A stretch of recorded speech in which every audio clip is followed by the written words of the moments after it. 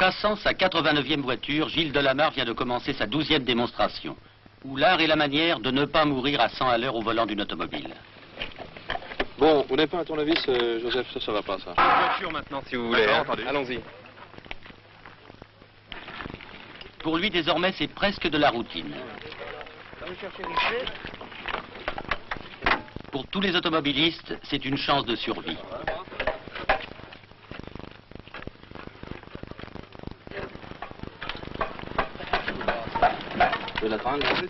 Un minute. Just a moment. Just for try. Yes, just for test, please. Because I prefer to know now is enough up. Sorry for my English, eh? Yes. I hold it for you. I do a somersault with that. Yes. I do a somersault. Hein? Ah oui, Tonneau. ah oui, tonneau, oui. D'accord, moi j'aime bien simplement poser comme ça. Hein? Posez. Oui, j'aime bien simplement poser. Ah non, j'aime pas beaucoup serrer ça. Ok, je fais juste un essai de vitesse. Hein? Ok? Ah oui. Just a test for the speed. Ah oui. Just ah that. Oui, ok.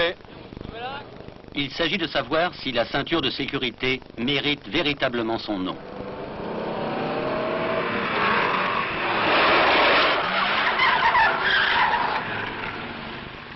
Pour faire le dérapage, ouais. On peut le faire de différentes façons. Là, je le fais au frein à main. Je le fais au frein à main, c'est-à-dire j'envoie l'arrière de ma voiture dans une sollicitation de la direction, et tout en débrayant, bien sûr, afin que mes roues arrière ne soient plus motrices, j'envoie l'arrière de ma voiture. Je me sers de la force d'inertie. J'embraye ma première dans le mouvement, au moment où les roues sont arrêtées. Ok. Et le plaque de fixation est bien monté. Tout va bien. Tu vois. Ok. Alors je ferme la porte.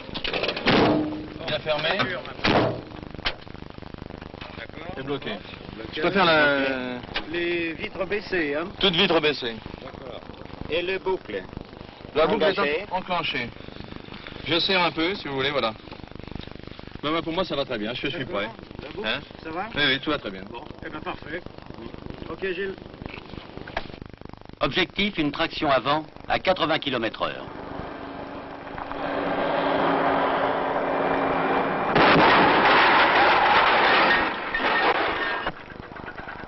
Sur la route, on parlerait de miracle.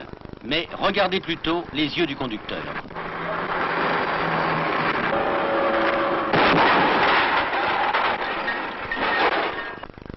Cela n'est plus un miracle, c'est une technique. Exactement. Est-ce que tu étais bien serré là dans ta ceinture? Est-ce que tu as ressenti le choc très haut ici à l'épaule? Ou est-ce que ça s'est reparti complètement sur toute la poitrine là? Non, ça va, j'avais peut-être mis ma boucle un peu haut. Ah, je te l'avais bien dit. Un peu haut là. Bien sur la hanche. Hein. Parce que j'ai Il senti faudra là. te méfier la prochaine fois, oui. Sinon là, vraiment rien là. Vraiment rien? Non. Sur le haut de la Non, poitrine, là, rien? Ça va? Non, ça va, juste... Parce que là, tu étais à quoi? 90, 100? Là, je devais être plus de 90, parce Plus que de mon compteur 90, est au-dessus de 90, alors je devais être plus de 90, je vais être... D'accord, enfin les caméras ont parfaitement tenu. Alors ton pare-brise est parti vers l'avant, on t'a vu à un moment donné dévier un peu. Oui, Non, j'ai dévié un petit peu parce que je cherchais ma vision à gauche de la caméra. Ah oui, c'est ça, c'est exact. Pourquoi j'ai touché un peu à gauche? Oui, tu oui, vois. c'est exact. Et le choc a été moins fort en somme que je ne le voulais parce que j'aurais dû aller un peu plus au milieu et j'aurais pris toute la force inerte du véhicule. Tu vois. Oui, enfin ça, c'est Du pas clash un important. peu. Ce n'est pas important, le choc a été très fort. Donc tu n'as pas ressenti de douleur Juste violente. un petit peu tout ça, ici c'est sur pas- la Oui. petite côte là, mais très léger. Oui, très léger. Vous en avez pour l'entendre cette histoire de fixation caméra là. Merci. Hein. Une demi-heure encore, Gilles. Mais n'oubliez pas le feu parce que on va faire le feu dans le crash tout à l'heure. Oui, Hein. oui. Dans mes bouteilles de feu ici là. Oui, oui, d'accord, oui. Comment faites-vous, Gilles Delamarre, pour mettre le feu à une voiture à volonté? Ah, bah, c'est très simple. On met 3 bouteilles d'essence ou 4 bouteilles d'essence entre la calandre et le radiateur, et puis je fais partir de la batterie qui se trouve ici une tige d'acier qui touche presque le radiateur. Et sur le crash, la tige d'acier vient prendre contact, fait une étincelle qui met le feu à l'essence qui s'est répandue par le bruit évidemment des bouteilles. Pourquoi faites-vous ça? Ben, n'oublions pas qu'il s'agit d'un test en même temps qu'une démonstration. Et j'ai besoin de prouver et de montrer que on peut sortir d'une voiture en flammes avec cette ceinture de sécurité, car c'est souvent l'argument principal. On dit oui, bon d'accord, c'est très bien, ça vous protège des crashs, ça vous protège des tonneaux, vous restez à votre place, bon mais en cas d'incendie, vous êtes attaché, c'est le mot, attaché dans la voiture. Alors justement, je vais montrer par là qu'il suffit d'un geste très rapide et très simple pour sortir de là aussi vite. Qu'il faut d'abord prendre le crash, vous comprenez. Et si dans le crash vous êtes assommé, qu'est-ce qui se passe avec votre ceinture? On a peut-être davantage de mal à vous sortir. Mais il suffit d'un tout petit geste avec un doigt pour ouvrir la ceinture. Il faut d'abord subir l'accident. Vous comprenez? Il faut d'abord subir le tonneau ou le choc et être en état de faire de trouver la sortie du véhicule, c'est-à-dire sortir par la glace, ouvrir la porte, enfin, il faut d'abord subir le choc. Vous comprenez? Après, on verra ce qui se passe.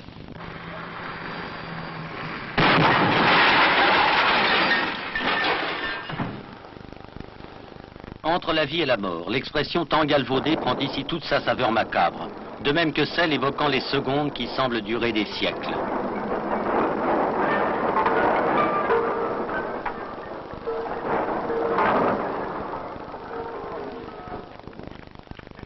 Tout cela n'est ni un jeu ni même un spectacle. C'est un travail, celui du cascadeur devenu technicien pour déterminer les limites du risque et de la sécurité. Vous n'êtes pas un petit peu groggy, Gilles Delamarre? Légèrement groggy quand même, légèrement groggy. Parce que la ceinture, évidemment, prend la plus grande force inerte, hein. Elle s'étend un petit peu, mais vous prenez quand même un choc. Là, je suis rentré au-delà de 95. Hein. Vous avez les cheveux un petit peu brûlés. Oui, là. j'ai pris le coup de chaleur sur la gauche d'ailleurs. C'est ce qui m'a. Je me suis dégrafé tout de suite, je ne sais pas si vous avez vu l'intérieur, et je suis allé sur ma droite, mais il y avait aussi les flammes, ce qui fait. Je suis sorti une fois que les flammes se sont un peu tassées de mon côté. D'accord, hein, on dirait.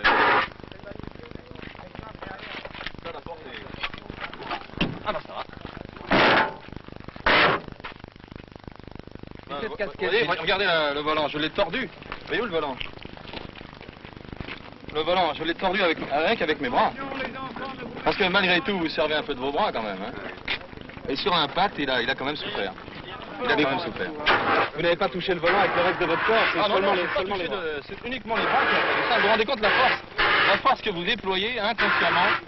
Parce que quand même, il faut le tordre ce volant. Là, je peux essayer en force, j'y arriverai pas, mais sur l'impact, vous arrivez à le tordre. Et pourtant, vous avez les pieds aussi qui appuient. Mais malgré tout, vous ne pourrez rien faire au-delà de 30 à l'heure ou de 35 à l'heure. Vous ne pouvez pas rester sur un choc de face à votre place. Vous allez vers le volant, vous allez vous écraser vers la glace. La casquette que vous portez, c'est une casquette spéciale. C'est une casquette, voyez-vous. Je mets une petite protection de légère plastique dedans. Pour m'éviter quand même, il y a toujours des projections de petits graviers, des projections de morceaux de verre, des petites bricoles. Ça ne me sert à rien d'habitude, elle n'a pas la moindre marque, mais enfin... Hein, je vous donne tous les secrets là. D'ailleurs c'est très simple, tu vois, je soulève mon côté droit ici. Hein, je soulève mon côté droit ici et je vais commencer à me retourner ici. Tu vois? Là je vais faire un tonneau ici et je vais terminer à peu près à cet endroit-là. Voilà, sur la tâche de gravier ici. Là. Alors si on met la caméra juste à la sortie droite du tremplin, il n'y a aucun risque pour le caméraman. Et on aura un Voilà, tu mettras le caméraman alors à côté du tremplin. Oui. Carrément à côté du tremplin. Carrément contre le tremplin, mais côté droit. Collé au tremplin du côté opposé. Donc faut qu'il te prenne par en dessous. Exactement. Ok. Pourquoi vous mettez une caméra à cet endroit-là, Gilles Delamarre? Eh bien, n'oublions pas, je le répète encore, nous faisons des tests et toutes ces prises de vue nous servent. On peut examiner ça 50 fois, on peut se le passer autant de fois que l'on veut et voir tout ce qui se passe, voir que c'est tel montant de pare-brise qui s'écrase, que le toit prend le choc sur le second tonneau, enfin, que la porte s'ouvre et s'arrache, enfin, pour nous c'est très important. Le tonneau donc et la façon de s'en sortir.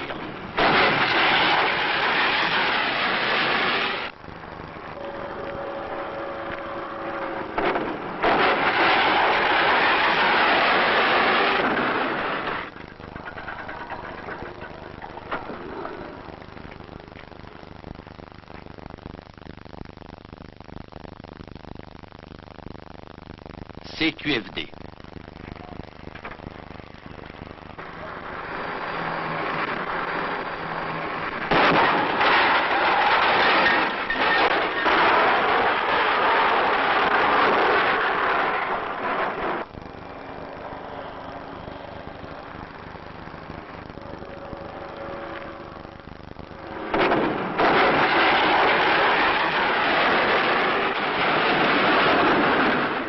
Mais quand on a tout montré des coulisses de cet exploit, qu'on en a filmé tous les moments, même au ralenti, il reste inexpliqué la volonté de se jeter sans un instant d'hésitation ni de recul dans ce qui pour tout autre aboutirait directement à la notice nécrologique des quotidiens le lendemain matin. malheureux, hein. Ça dérape terrible, mon vieux. Il n'y a rien à faire. Ça dérape incroyablement. Hein. Qu'est-ce que c'est que la peur pour vous, Gilles Delamarre? Ah bah ça, c'est le pain quotidien. Hein. Ça, c'est quelque chose que je connais un peu. À 10 mètres de la voiture dans laquelle vous êtes rentré tout à l'heure, qu'est-ce que vous ressentez? Ah, quand on n'est pas en forme, quand on n'a pas bien dormi, on a envie de donner un coup de volant à gauche ou à droite. Hein. On a envie de s'échapper. Et au moment où ça crache, quel effet vous avez? Ah, c'est une espèce de punch. Hein. Il faut être méchant avec la voiture, avec l'obstacle. Hein. On a envie, il faut frapper la voiture. C'est un peu un atterrissage en parachute. Il faut frapper la terre lorsqu'on arrive. Il faut crier en frappant. Il faut donner l'influx nerveux. Vous ne vous dégonflez jamais? Alors, ça m'arrive, enfin, il faut sauver la face, alors j'essaie de le faire sans que personne soit là. Je le fais au téléphone parfois. Pourquoi vous faites tout ça? Pour de l'argent? Pour une certaine gloire? Alors ça c'est difficile à répondre. Oui, pourquoi les gens évidemment font ces choses-là? Pourquoi grimpent-ils en haut des montagnes?